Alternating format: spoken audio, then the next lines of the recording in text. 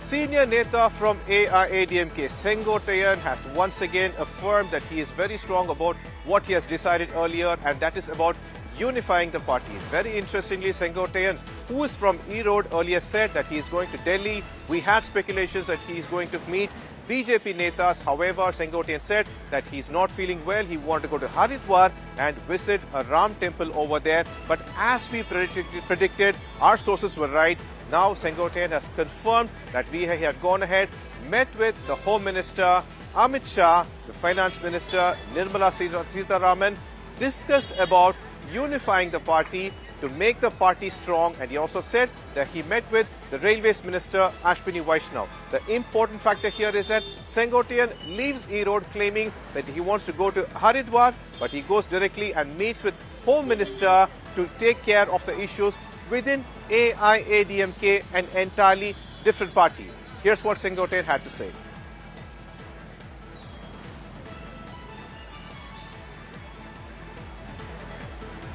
And we have Anaga with us. Anaga, this is Senghoteyan, a senior leader from AIADMK. First he says he wants to go to Haridwar, and now he claims he met with the Home Minister. That too to talk about AIADMK. What is exactly happening inside that particular party now? Well, in fact, this is a major embarrassment for EPS Pramod. EPS wants to go on to show that he is the number one in the ADMK, that he is the king, he is the kingmaker when it comes to ADMK. He is someone who's not really going to entertain a challenger. And that explains as to why he ousted Senghoteyan from all party positions, which also explains as to why O. Paneerselvam went on to get sidelined by EPS, because he believes that ADMK is a one-man show and that's just him. So when Senghoteyan went on to make a very big public statement saying that all those expelled leaders should be brought back to ADMK in order to strengthen the party, that's clearly bruised EPS's ego, post which Senghoteyan was ousted from all his party positions. He was the organizational secretary, he was the district in charge for Erode West.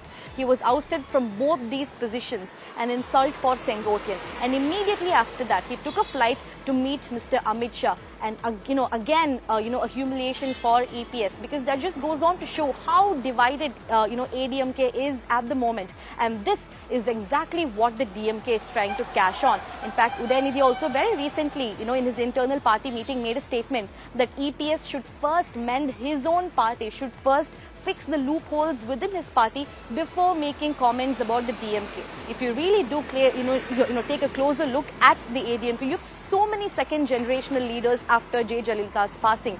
You have EPS, OPS, TTV Dhinakaran, Selur Raja, Jai Kumar, all these tall leaders, including Senghoteyan, who have been coming out and making open statements, which really goes on to show how divided ADMK is. It really looks like ADMK has a lot of loose ends to fix before really facing the elections. Or this divided house could really pose in a major challenge for the ADMK if they're really serious about winning the next elections. If you do take a look at this data, Pramod, ever since Jayalalitha's passing, ADMK has not been able to win a single election. You take what happened in 2019, 2021, 2024. ADMK has been losing every single election that they went to. And this is exactly what the DMK is really trying to cash on.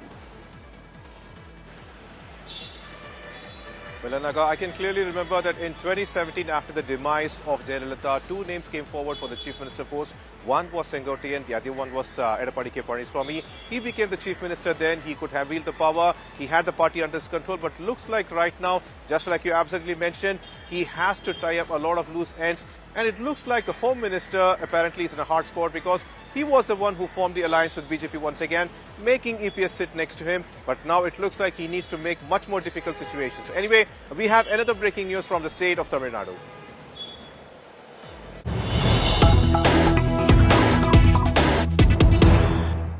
Well, sticking to AIADMK NDA debacle, right now it is TTV Dhinakaran, one of the senior leaders from AIADMK, earlier who got expelled or evicted or left the party, once again calls Edappadi K. Palaniswami as a betrayer. In fact, the day he decided to leave NDA, he very clearly mentioned that he thought certain betrayers would apparently change their mind. He claimed that betrayers was the reason that he started his own Amma Makkal Munneta Kazhagam party, but betrayers are not reforming or not changing at all, and that's the reason he had gone ahead and decided to do so. But it looks like TTV Dhinakaran has other options very clearly. But before that, it seems Senghoteyan is the one person who wants to change, who wants to unify. He claims he wants to strengthen the party. How? We need to wait and watch. But right now, TTV Dhinakaran has once again hit back at Edappadi K, Palaniswami, calling him the betrayer. And apparently, it looks like even TTV Dhinakaran is okay to field Senghoteyan as a CM candidate for AIADMK. Here's what TTV had to say.